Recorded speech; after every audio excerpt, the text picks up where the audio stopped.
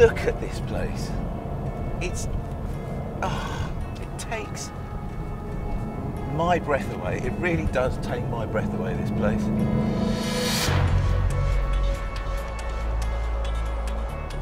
Officially, the Transfăgărășan Highway begins way back down the mountain, on the outskirts of a town called Curtea de Arj, which is about 2 hours from Bucharest. In total, the highway is just under 120 kilometres long, and all along its length there are numerous tourist spots to stop and visit. Just to the north of Curtea, for example, you'll find a 14th century Byzantine monastery that was built using materials imported almost exclusively from Istanbul, or Constantinople as it was then.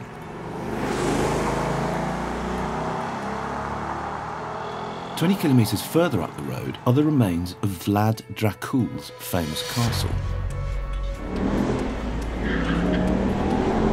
And another 15 kilometres on from that is the spectacular Vidraru Dam, the world's largest hydroelectric power station, complete with a statue of Prometheus, which is actually a pylon in disguise. But then about 10 kilometres before you reach the very top of the highway, the scenery changes and the road itself becomes much more open, much more fluid, and a lot more dramatic to drive on.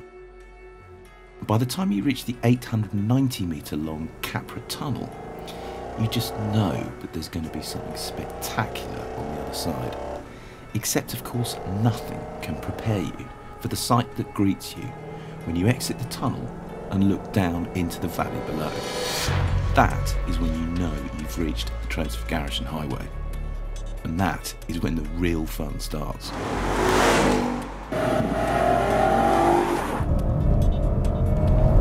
Someone who really understood what driving is all about designed this road.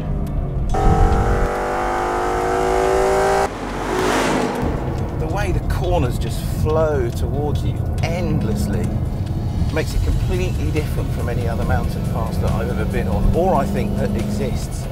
Because yes, you get these incredible series of hairpins, but they're fluid and they're wide and they're open.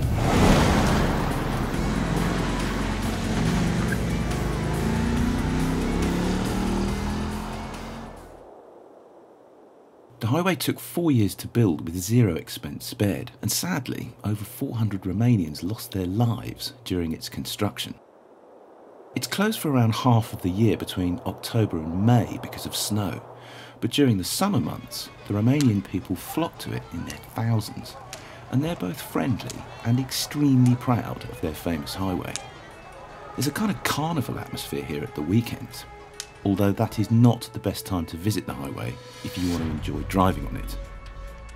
Make it a weekday, either early in the morning or last thing at night, if you want to properly enjoy the road for what it is.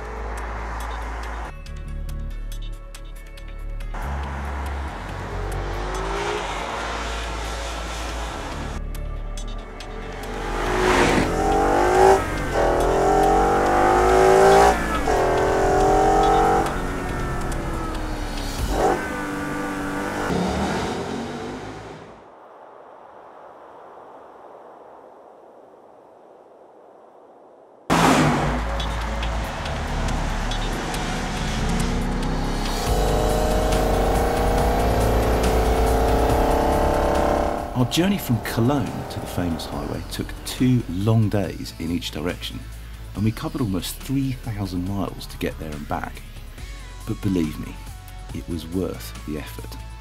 They say the Transfăgărășan Highway is one of the best driving roads in Europe, if not the world. And just for once, they're not wrong.